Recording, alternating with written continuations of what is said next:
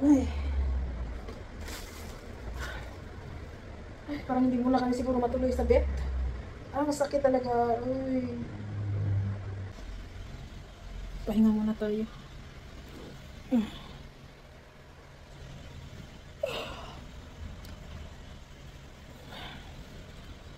Hintayin ko muna si Daddy Abdullah. Pahinga muna ako.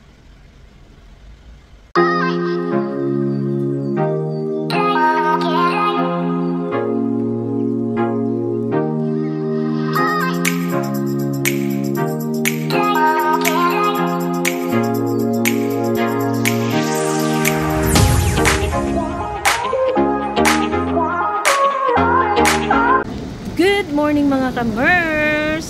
Happy Wednesday everyone! So today is August 13, 2025.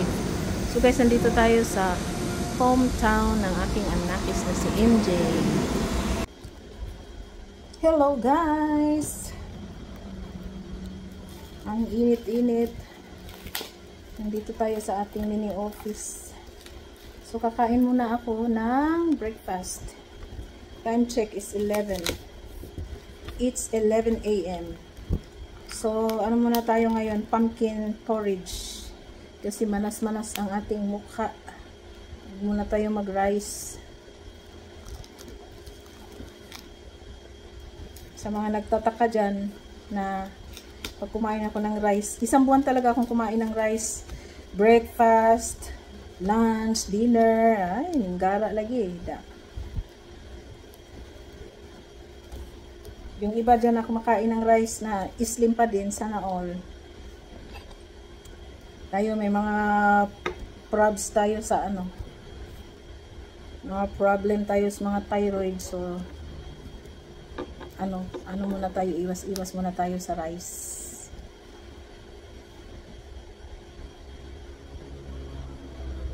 So, porridge. Lugaw muna tayo. Pumpkin lugaw. Kalabasa na lugaw.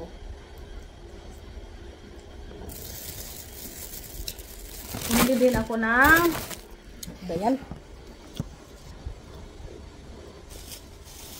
Bumili din ako ng mais. Ayan, mais. Pagdating Daddy Abdullah mamaya. Ay, init.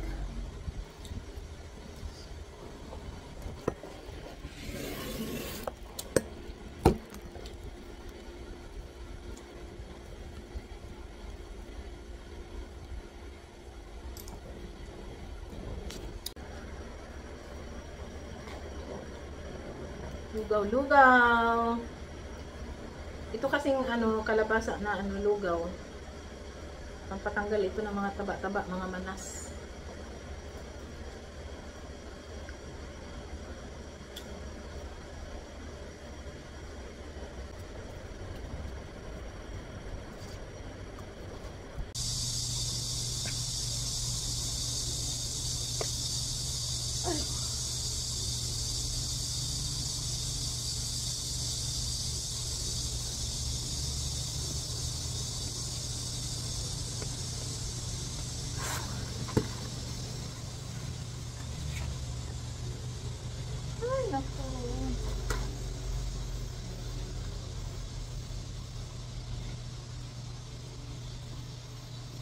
Ang sakit ng aking paa. Hello guys.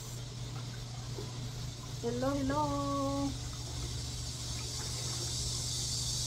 beautiful people in the world. So, upo muna ako dito. Punas-punas lang tayo ng muna. Coffee maker po yung pinunasan natin. Punas-punas lang ako kasi ang sakit ng aking ang sakit ng aking paa. Hindi pa daw nawala yung yung meron pang natirang virus, kaya naman, another treatment na naman kanina. Ang sakit.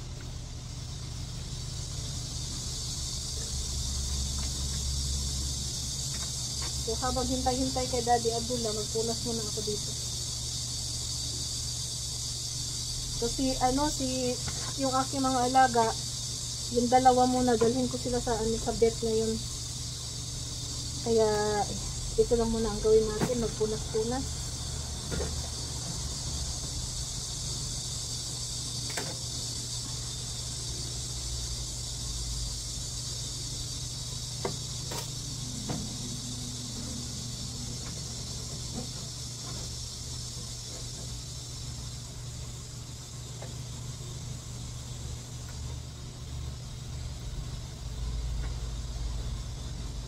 Ay ko, masakit po talaga yung paa natin. Lord.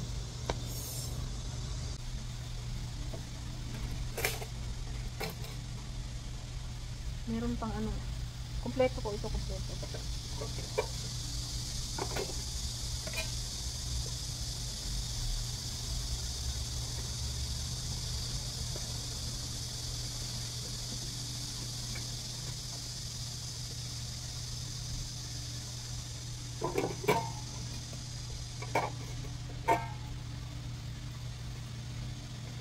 Mayroong malaki na picture, may maliit na picture.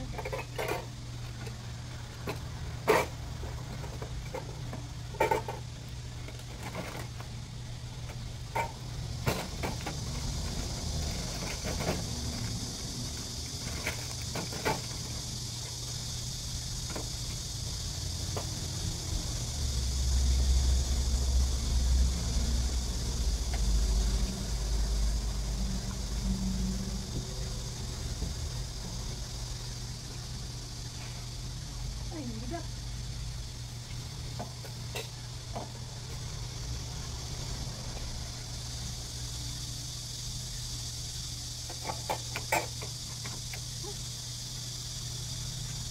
Ay. Ay, parang hindi muna kami siguro matuloy sa vet. Ah, masakit talaga. Uy.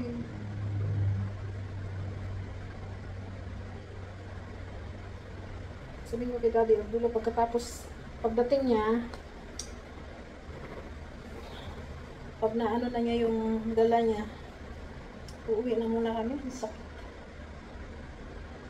Sakit. Uy.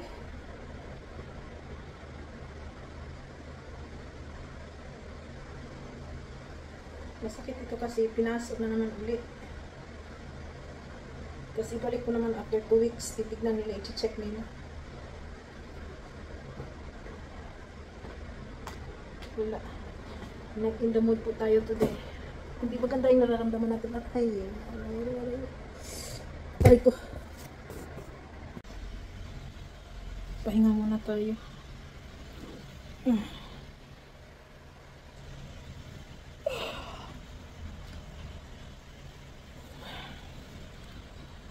Hintayin ko muna si Daddy Abdullah. Pahinga muna ako.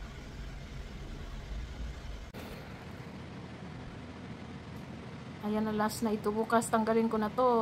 Pero itong sa likod, ayan, second treatment. Ay, para akong lagnatin sa sakit. Maliit lang siya pero sobrang sakit. Dito kasi ano,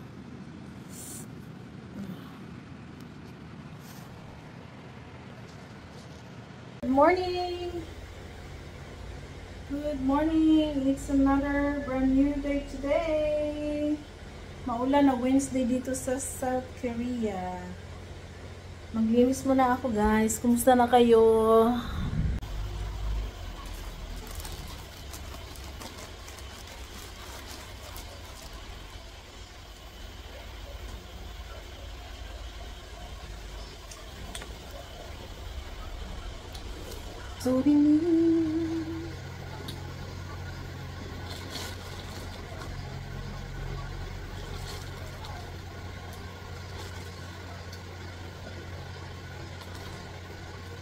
Hello guys! Good morning mga kamers! Sumaaga tayo ngayon. Dahil masarap magtrabaho ngayon dahil maulan. Hindi mainit. So katatapos ko lang naglinis dito sa mini office ni Daddy Abdullah. Ngayon lalabas na naman ako.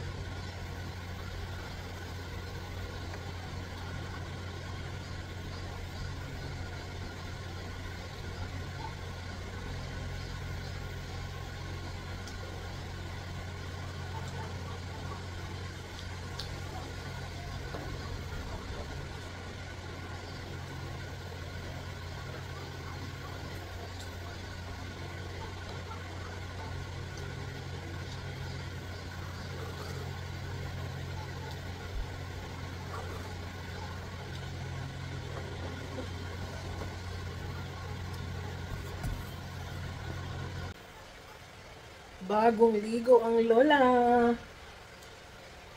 So from Sabado, ngayon ko lang pinaliguan yung buhok ko.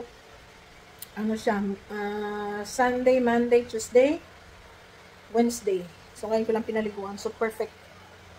Para hindi siya naging mapalpak. So ngayon Sabado, kukulayan uli siya. Dahil hindi pa siya nakakulayan.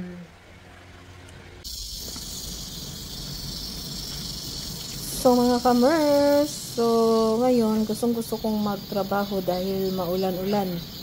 At saka minsan may hangin. Pero pinapawisan pa din naman ako, pero at least yung ano ba yung weather, hindi na siya talagang mainit, hindi masakit sa balat. Pero mataas pa din ang humidity. Mataas naman talaga ang humidity ng summer dito sa Korea.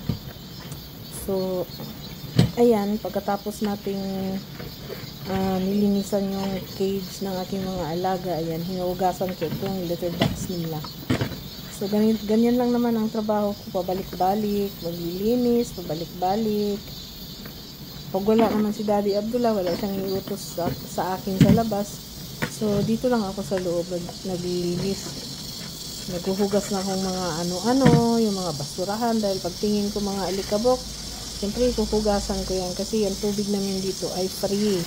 Walang bill po itong water namin kasi nanggagaling po siya sa ilalim. Kumbaga deep well ang ginagamit namin tubig dito. Kaya kahit sobrang napakainit ang panahon, sobrang ang lamig-lamig pa din ng tubig kasi nanggagaling siya sa ilalim.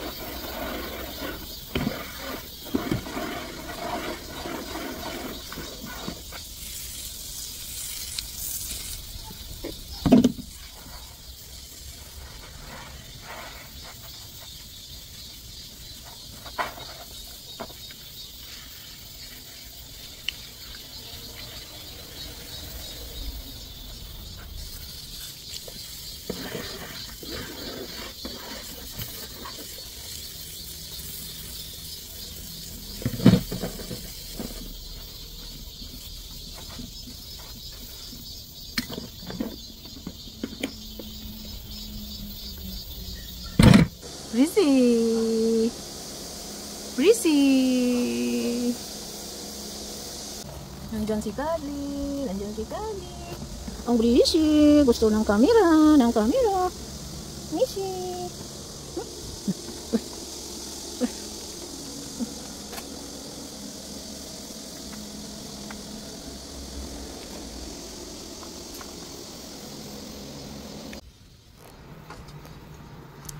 Hello mga kamers! So, story time na naman tayo today. Kasi habang ako'y gumagawa, so story time muna tayo. Voice over muna tayo kasi mahirap kasi pag nagtatrabaho ko ng ganito tapos salita ng salita. Tapos hindi ko ginagamit kasi yung mic. So, malayo yung boses, hindi makaklaro. So, voice over na lang tayo. So, pag tinitignan ako, sabi nila, nakakapagod daw yung trabaho ko. O naman, nakakapagod siya kasi lalo na sobrang tambak yung yung huhugasan ko. Nakakapagod siya. Pero, kahit napagod ako, kung napagod ako, pahinga ng konti, ganyan. Relax ng konti. Pasok doon sa office para magpalamig kasi nandoon yung aircon. Pero pag iniisip ko na gusto ko nang matapos kaagad kasi kailangan kong matapos kung ano yung mga dapat gawin ko ngayon, kailangan matapos ko na siya today. Kung pwede lang, kung kaya ng katawan ko. Kasi, kung bukas, panibagong work na naman. So, kung hindi ko siya tatapusin, sudubli na naman ang trabaho ko kinabukasan. So, kaya, pero ang iniisip ko lang kasi,